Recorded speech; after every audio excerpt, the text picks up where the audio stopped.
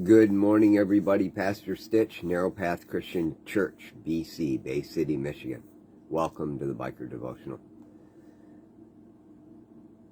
This morning, as I was preparing myself to look at what to talk about, I was struggling with my reading time. Ridiculous how easily we can get distracted, isn't it? You know, I read through the entirety of Proverbs 23 this morning, and I remembered one verse. I got to the end of it, and the last verse in Proverbs 23 is verse 35. They struck me, but I feel no pain. They beat me, but I didn't know it. When will I wake up? I'll look for another drink. I remember those days, by the way. I remember them clearly. But I read that verse, flipped the page to the next chapter, and said, I don't remember a single thing I read. What do you do in a situation like that? What's the proper response? Well, first of all, did you just go through the motions? That's what I was doing. I was thinking about interactions that I had had with other individuals the day before. I was thinking about what it looked like in life, what things were going to be going forward. I was thinking about everything else. And the crazy thing is, last night, as I was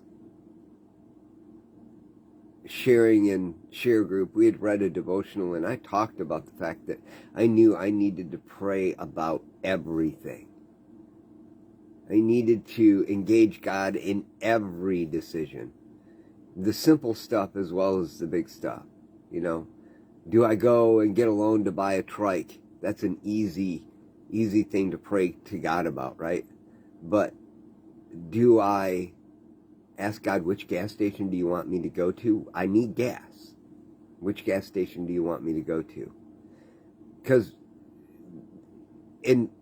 sometimes we think, well, why would you have to pray about that? Well, maybe there's something that's going to happen at a specific gas station he needs you to interact with. It could be as simple as that. Or maybe he wants to bless you, and you got to go to the right gas station for him to do that, because he sent the blessing to a specific place. Praying and asking him for guidance on a task that you're doing. You know how to do it. You've done 1,000 times. Praying and asking him to help you with a specific task that you're doing in the moment that you've done 100 times, like mowing the lawn. These are silly things, seemingly. They seem foolish, and yet they have so much power when we put God first in everything in our lives, right? And yet this morning, after talking about that last night, this morning, I opened the Bible. I said, Lord, teach me something. And then the next thing I knew, I let myself run off on 1,000 tangents while I was reading and missed everything God wanted to teach me. Now, the answer to the question then becomes, what do you do with it? Well, the answer is twofold. You can just move forward and say, well, I missed it today. Or you can take your time, go back and repent, and read it again and see what he wants to speak to you. You know, there are times where you don't necessarily get anything more out of it, but you are willing to rid yourself of you, go back and put the effort in to draw close to him.